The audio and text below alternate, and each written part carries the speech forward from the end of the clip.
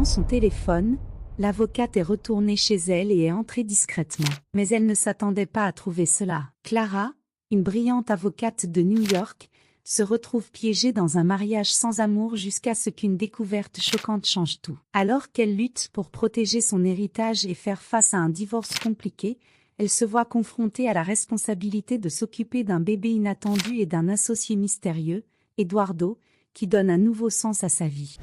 Clara avait toujours eu une routine rigoureuse. En tant qu'avocate renommée à New York, ses journées commençaient avant le lever du soleil et se terminaient bien après son coucher. La vie au cabinet d'avocat était frénétique, avec des piles de documents à examiner et des réunions interminables. Ses collègues l'admiraient pour son dévouement et son succès, mais Clara portait un fardeau invisible, la solitude. Son mariage avec Thomas, un homme d'affaires prospère, était devenu une formalité froide. Leurs conversations se limitaient à des questions pratiques et sociales, et la maison qu'ils partageaient était devenue plus un décor de théâtre monotone qu'un foyer. Clara se retrouvait souvent prisonnière d'un cycle de travail et d'isolement, où l'amour et l'intimité étaient des souvenirs lointains. Ce vendredi-là, Clara quitta le travail un peu plus tôt que d'habitude. Le week-end promettait d'être agité avec un événement caritatif qu'elle et Thomas organisaient. Sur le chemin du retour, Clara se rendit compte qu'elle avait oublié son téléphone au bureau. « Mince », murmura-t-elle pour elle-même. La circulation était chaotique, et revenir signifiait perdre au moins 1 heure de plus. Déterminée, Clara fit demi-tour. En arrivant au bureau, elle récupéra rapidement son téléphone et retourna à sa voiture. Le ciel commençait à s'assombrir, et les lumières de la ville scintillaient alors qu'elle conduisait. Lorsqu'elle se gara enfin chez elle, elle ressentit un soulagement en voyant les lumières encore éteintes. Thomas devait être au club de golf, comme il le faisait tous les vendredis. Clara entra discrètement, voulant éviter tout bruit qui pourrait alerter les employés de sa présence. Elle monta les escaliers lentement et, en s'approchant de la chambre, entendit des voix. Elle s'arrêta, surprise. Thomas parlait au téléphone, mais pas avec un ton professionnel. Il y avait une intimité dans sa voix qui fit frémir Clara. « Je t'aime. Je ne supporte plus cette situation. Nous devons nous voir bientôt, dit Thomas. Clara sentit le sol se dérober sous ses pieds. Son cœur battait à toute allure et son esprit refusait de traiter ce qu'elle venait d'entendre. Les pièces du puzzle commencèrent à s'emboîter, les voyages fréquents, les réunions de dernière minute, la distance émotionnelle. Clara avait toujours soupçonné que quelque chose n'allait pas, mais elle n'avait jamais eu de preuves concrètes. Elle se colla au mur, essayant de contrôler sa respiration. Les pièces du puzzle commencèrent à s'emboîter, les voyages fréquents, les réunions de dernière minute, la distance émotionnelle. Clara avait toujours soupçonné que quelque chose n'allait pas, mais elle n'avait jamais eu de preuves concrètes. Thomas raccrocha, et Clara s'éloigna silencieusement. Elle descendit les escaliers avec précaution, essayant de ne pas faire de bruit, et sortit de la maison. Dehors, l'air nocturne était froid, mais elle ne ressentait rien d'autre qu'une profonde douleur dans la poitrine. Décidée à affronter la vérité, Clara savait qu'elle ne pouvait pas continuer dans cette situation. Elle avait besoin d'une stratégie, elle avait besoin d'un plan. Clara entra de nouveau dans la maison, cette fois avec la détermination de confronter Thomas. Elle attendit qu'il descende pour le dîner et, avec un regard décidé, l'appela pour une conversation. « Thomas, nous devons parler, dit-elle, essayant de garder la voix ferme. Il la regarda surpris, mais hocha la tête. « Bien sûr, Clara. Que se passe-t-il » répondit-il, essayant de cacher son inquiétude. « Je sais pour l'appel téléphonique, dit-elle directement. Qui est-elle » Thomas pâlit. Un instant, il sembla qu'il allait nier, mais il soupira ensuite. « Ça ne sert à rien de mentir, n'est-ce pas ?»« Clara, je veux divorcer. » Ces mots furent comme un coup de poing dans l'estomac. Clara sentit les larmes brûler ses yeux, mais elle refusa de les laisser couler. « Depuis combien de temps, Thomas » demanda-t-elle, la voix tremblante. « Depuis des années, répondit-il froidement. Je suis tombé amoureux d'une autre personne et je ne peux plus vivre ce mensonge. » Clara sentit le monde s'effondrer. Elle savait que son mariage n'était pas parfait, mais jamais elle n'aurait imaginé que Thomas la trahirait de manière si flagrante. Il partit, la laissant seule dans le salon, entourée par le silence écrasant de sa nouvelle réalité. Les souvenirs des moments heureux qu'ils avaient partagés devinrent amers, et Clara savait que sa vie ne serait plus jamais la même. La douleur de la trahison de Thomas était encore fraîche lorsque Clara se retrouva dans une salle de réunion bondée le lendemain matin. Le café fort ne suffisait pas à masquer les nuits blanches et la fatigue qui pesait sur ses épaules. Pendant que son patron, Monsieur Lawson, discutait des détails du nouveau dossier. Clara s'efforçait de rester concentrée. À la fin de la réunion, son collègue et ami de longue date, Lucas, remarqua que quelque chose n'allait pas. Il attendit que tout le monde parte avant de s'approcher. « Clara, tu sembles un peu abattue. Est-ce que tout va bien ?» Clara essaya de sourire, mais échoua. « Thomas a demandé le divorce, avoua-t-elle, la voix tremblante. » Lucas, qui connaissait bien l'histoire du couple, resta silencieux un moment, absorbant l'information. « Clara, je suis désolé, dit-il finalement, posant une main réconfortante sur son épaule. « Si tu as besoin de quoi que ce soit, je suis là. » Clara hocha la tête, sentant de nouveau les larmes monter à ses yeux. « Merci, Lucas. J'ai vraiment besoin de temps pour tout assimiler. » Elle passa le reste de la journée à essayer de se concentrer sur son travail, mais la douleur persistait comme une ombre, la suivant partout. En rentrant chez elle ce soir-là, elle trouva une valise à l'entrée. Thomas avait laissé ses affaires et une note. « Je pars pour l'appartement de Jennifer. Nous devons discuter des modalités du divorce le plus rapidement possible. » Clara serra la note avec force,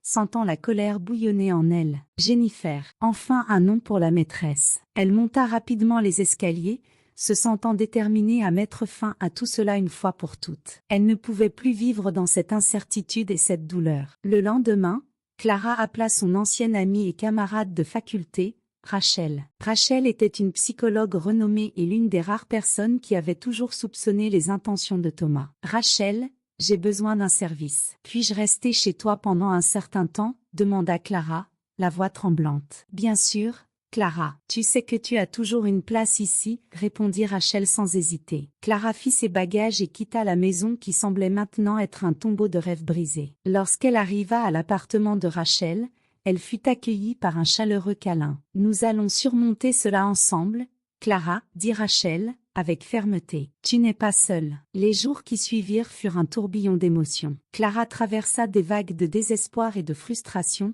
se sentant perdue sans son mari à ses côtés, malgré tout. Rachel la soutint à chaque étape, écoutant patiemment et offrant des conseils. « J'ai toujours su que Thomas n'était pas la bonne personne pour toi, » dit Rachel une nuit, alors qu'elle buvait du vin sur le balcon. « Mais tu es forte, Clara. Tu vas surmonter cela. » La détermination commença à grandir en Clara. Elle décida de se concentrer sur le travail, utilisant son temps libre pour reprendre des hobbies qu'elle avait abandonnés. Peu à peu, elle trouva de la force dans les petites victoires du quotidien. Le premier grand défi fut de trouver un nouvel endroit où vivre. Avec l'aide de Rachel, Clara commença à chercher des appartements. « Tu as besoin d'un endroit qui t'appartienne, où tu pourras recommencer à zéro, » disait Rachel. Clara était d'accord, mais l'idée d'être seule l'effrayait encore. Finalement, elles trouvèrent un appartement accueillant dans un quartier tranquille. Clara ressentit une vague de soulagement en emménageant. Les murs vides et les pièces à meubler représentaient une toile blanche,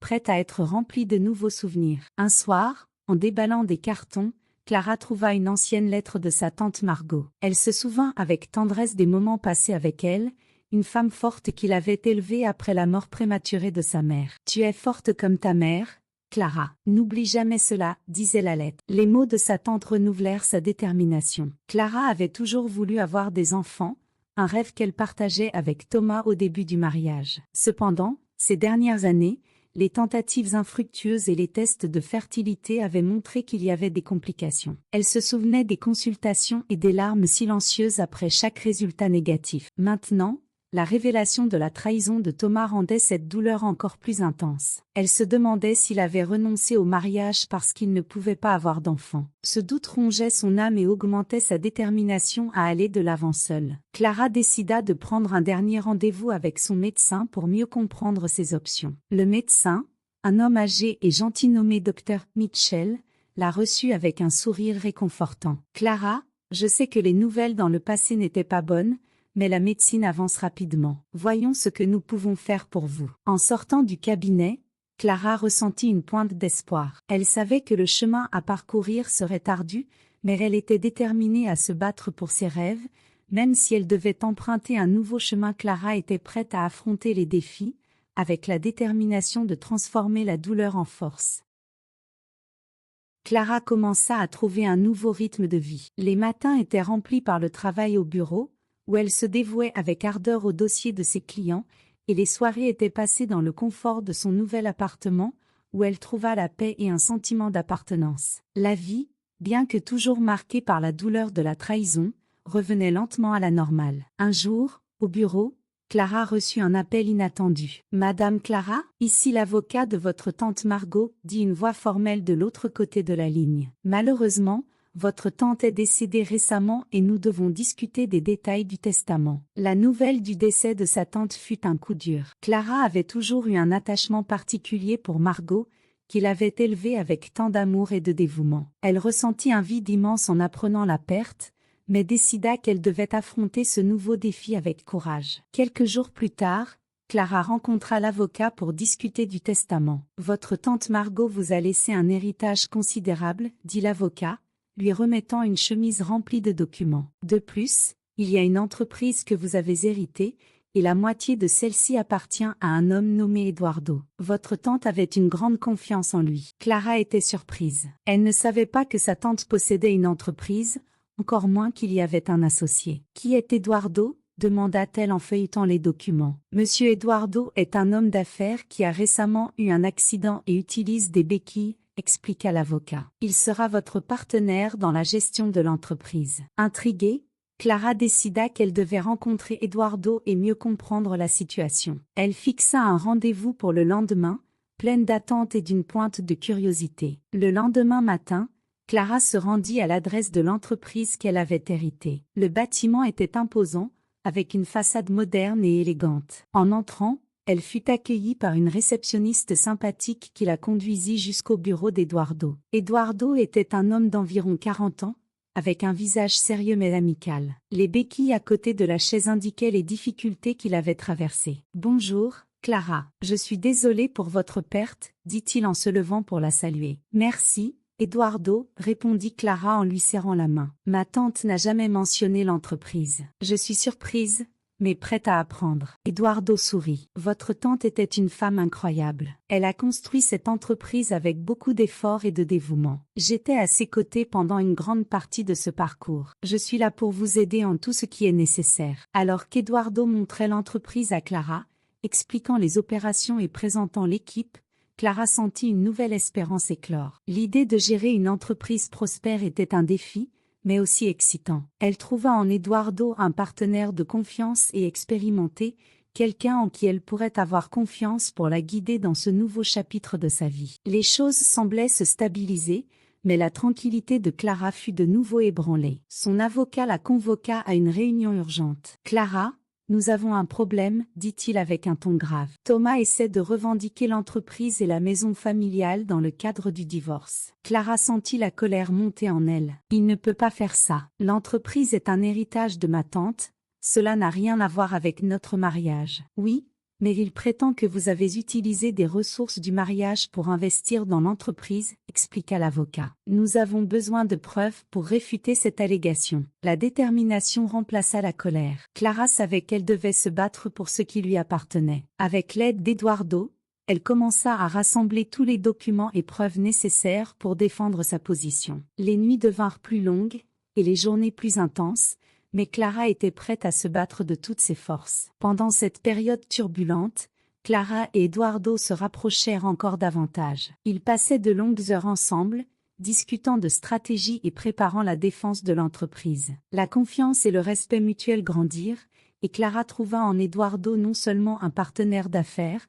mais aussi un ami et un soutien émotionnel. Un soir, alors qu'il travaillait au bureau, Eduardo regarda profondément dans les yeux de Clara. « Tu es une femme incroyable, Clara. Ta force et ta détermination sont inspirantes. » Clara ressentit une chaleur au fond de son cœur. « Merci, Eduardo. Je n'aurais pas pu le faire sans toi. Tu as été une ancre au milieu de cette tempête. » Ils partagèrent un moment de silence, conscients tous les deux de la connexion qui se formait entre eux. L'espoir de jours meilleurs et la curiosité pour l'avenir remplissaient l'atmosphère, créant une ambiance d'attente et de renouveau.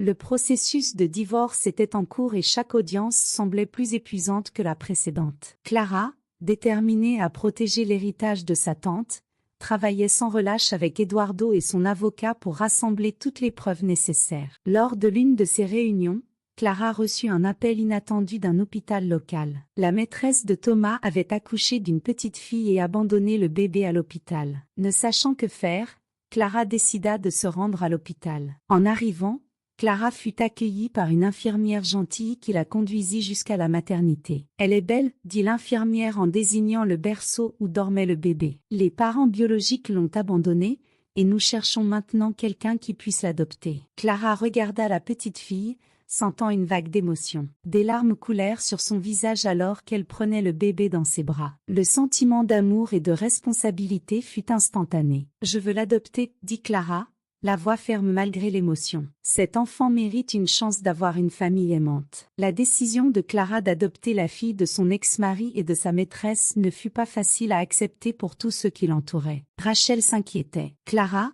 tu es sûre de ça? C'est une grande responsabilité et tu as déjà tant à gérer. »« Je sais, Rachel, » répondit Clara en caressant la tête du bébé. « Mais quand je l'ai tenu dans mes bras, j'ai senti que c'était la chose à faire. Je veux lui offrir une vie meilleure. » Eduardo, en revanche, soutint immédiatement la décision de Clara. « Tu as un cœur incroyable, Clara. Adopter cette petite fille est une preuve de ta générosité et de ton courage. » Avec l'aide d'Eduardo, Clara commença le processus d'adoption. Les audiences au tribunal devinrent encore plus compliquées, car Thomas essayait d'utiliser la situation à son avantage. Il prétendait que Clara n'était pas en mesure de s'occuper de l'enfant, mais Clara et son avocat étaient prêts à réfuter toutes les accusations. Lors de l'une des audiences, une figure inattendue apparut, Jennifer, la maîtresse de Thomas. Les yeux gonflés de larmes, elle s'approcha de Clara après la séance. « Je ne savais pas que Thomas était marié quand nous nous sommes rencontrés, » dit Jennifer,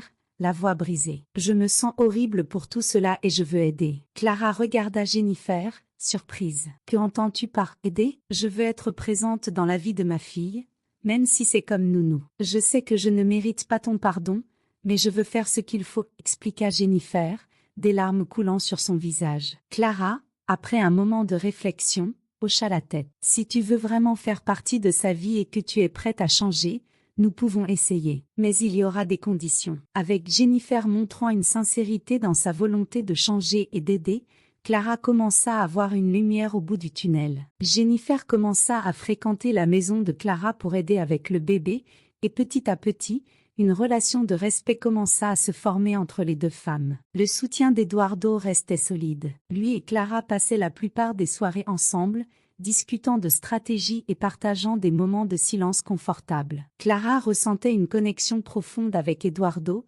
quelque chose qu'elle n'avait jamais ressenti auparavant avec Thomas. Eduardo avait mentionné en passant la possibilité d'une chirurgie qui pourrait améliorer sa mobilité, mais il avait toujours traité le sujet avec un certain dédain, ne voulant pas créer de fausses attentes. Cependant, en voyant le combat de Clara et sa détermination à offrir un foyer aimant au bébé, Eduardo décida d'aller de l'avant avec l'opération. « Clara, j'ai pris rendez-vous pour l'opération le mois prochain, » dit Eduardo un soir, alors qu'ils étaient au bureau. « Je veux pouvoir marcher sans béquille, être à tes côtés sur un pied d'égalité. » Clara, touchée par la détermination d'Eduardo, sourit et le serra dans ses bras. « Tu vas surmonter cela, Eduardo. Je serai à tes côtés à chaque étape. » Le jour de l'opération arriva, et Clara était aux côtés d'Eduardo, lui tenant la main avant qu'il ne soit emmené en salle d'opération. « Tout va bien se passer, » dit-elle, avec une voix pleine d'espoir. Les heures d'attente furent angoissantes. Clara marchait de long en large dans la salle d'attente,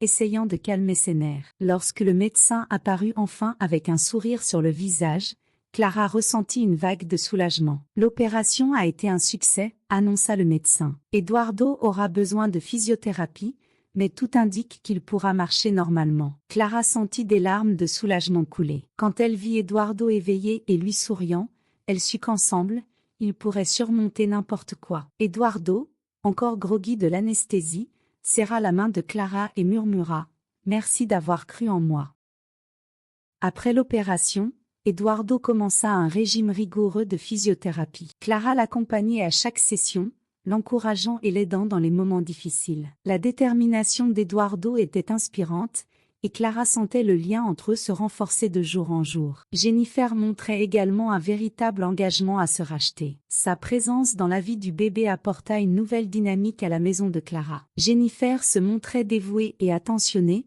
gagnant lentement la confiance de Clara. Les deux femmes, autrefois rivales, travaillaient maintenant ensemble pour le bien-être de l'enfant. Le jour de l'audience finale du divorce et de la dispute concernant l'entreprise arriva. Clara était nerveuse, mais déterminée. Eduardo et Rachel étaient à ses côtés au tribunal, offrant un soutien moral. Lorsque Thomas entra dans la salle avec son avocat, Clara ressentit une vague de colère et de détermination. Pendant l'audience, l'avocat de Clara présenta toutes les preuves qu'ils avaient rassemblées, démontrant que l'entreprise était un héritage de sa tante et que Thomas n'y avait aucun droit. Clara amena également des témoins qui attestèrent que les ressources du mariage n'avaient pas été utilisées pour l'entreprise. Thomas, de son côté, essayait d'utiliser chaque stratagème possible pour discréditer Clara. Il prétendait qu'elle n'était pas en mesure de s'occuper du bébé et qu'elle était émotionnellement instable. Cependant, avec l'aide de Jennifer, Clara réussit à réfuter ces accusations,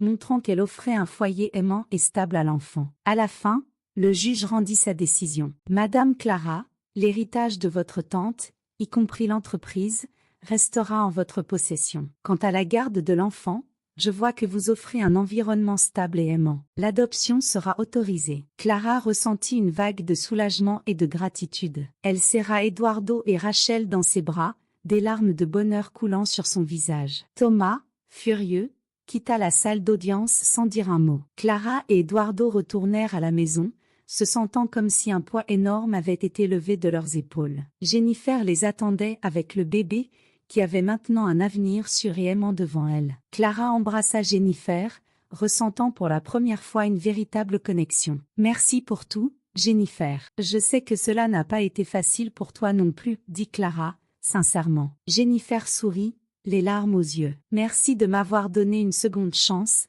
Clara. Je promets que je ferai de mon mieux pour être une bonne mère pour elle. Clara sentit une nouvelle espérance éclore dans son cœur. Eduardo, qui avait fait des progrès impressionnants en physiothérapie, était à ses côtés, prêt à affronter l'avenir avec elle. Ensemble, ils formèrent une nouvelle famille, unie par l'amour et la détermination à surmonter toutes les adversités. Avec la bataille juridique gagnée, Clara se concentra sur la construction d'une vie stable pour sa nouvelle famille. Eduardo, marchant maintenant avec plus de confiance, devint un partenaire actif dans les affaires, aidant à développer l'entreprise de sa tante. Clara décida également d'ouvrir un nouveau chapitre dans sa vie professionnelle. Avec l'aide de Rachel, elle commença à offrir des services juridiques pro bono aux femmes en situation de vulnérabilité. Elle voulait utiliser son expérience pour aider d'autres personnes à surmonter les difficultés, tout comme elle l'avait fait. La présence de Jennifer dans la maison de Clara devint une source constante de soutien et d'affection. Jennifer se montra une mère dévouée et une amie loyale. Les deux femmes développèrent une amitié forte,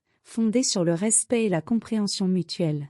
Le soleil se couchait à l'horizon, teignant le ciel de tons orangés et rosés. Clara, assise dans le jardin avec le bébé dans les bras, observait les dernières lumières du jour tout en réfléchissant à l'année écoulée. Eduardo, marchant désormais sans béquille, la rejoignit, s'asseyant à ses côtés. « C'est incroyable comme les choses ont changé, n'est-ce pas ?» dit-il en prenant la main de Clara. « Oui, c'est vrai, » répondit Clara en regardant la petite fille qu'elle tenait. « Je n'aurais jamais imaginé que ma vie prendrait cette direction, mais je suis heureuse qu'elle l'ait prise. » Eduardo sourit. « Tu as été la force qui nous a maintenus unis, Clara. Je ne sais pas ce que je ferais sans toi. » Clara sentit son cœur se réchauffer aux paroles d'Eduardo. « Et moi sans toi, Eduardo. Nous avons une vie magnifique devant nous, pleine de défis, mais aussi de nombreuses joies. » Les jours qui suivirent la bataille juridique furent d'une intense reconstruction. Clara et Eduardo travaillèrent ensemble pour consolider l'entreprise, qui prospérait maintenant sous leur direction conjointe. Clara se consacra également au projet pro bono, aidant les femmes en situation difficile, se sentant comblée en voyant l'impact positif de son travail. Jennifer devint une présence constante et fiable. La relation entre Clara et Jennifer se renforça, fondée sur une confiance mutuelle et un respect profond. Le bébé, qui s'appelait maintenant Sophia,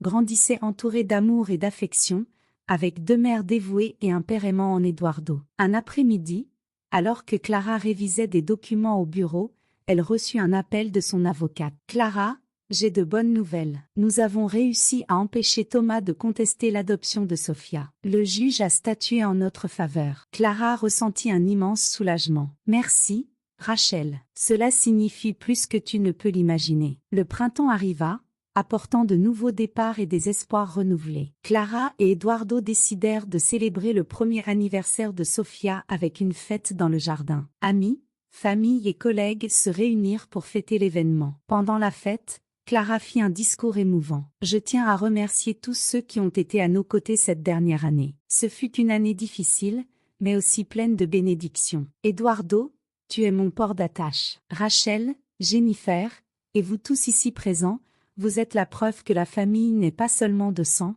mais de cœur. Merci d'être ici et de faire partie de notre parcours. » Les invités applaudirent et Clara ressentit une vague d'amour et de gratitude. Eduardo s'approcha, tenant Sofia dans ses bras. « Notre petite étoile, dit-il en embrassant le front de la fillette. Jennifer, les larmes aux yeux, se joignit à l'étreinte. « Merci, Clara, pour tout. » Clara sourit. « Nous sommes une famille, Jennifer, et nous serons toujours là les uns pour les autres. » Alors que la nuit tombait, Clara, Eduardo, Jennifer et Sofia s'assirent sous les étoiles, discutant de l'avenir et rêvant des prochaines étapes. Le son des rires et des conversations douces remplissait l'air, et Clara ressentit une profonde sensation de paix. « Clara, » commença Eduardo en lui prenant la main, « je veux passer le reste de ma vie à tes côtés. Toi et Sofia êtes tout pour moi. Veux-tu m'épouser ?» Clara sentit les larmes couler sur son visage, mais cette fois, c'étaient des larmes de pure joie. « Oui, Eduardo, je veux t'épouser. » Les amis autour applaudissaient et célébraient,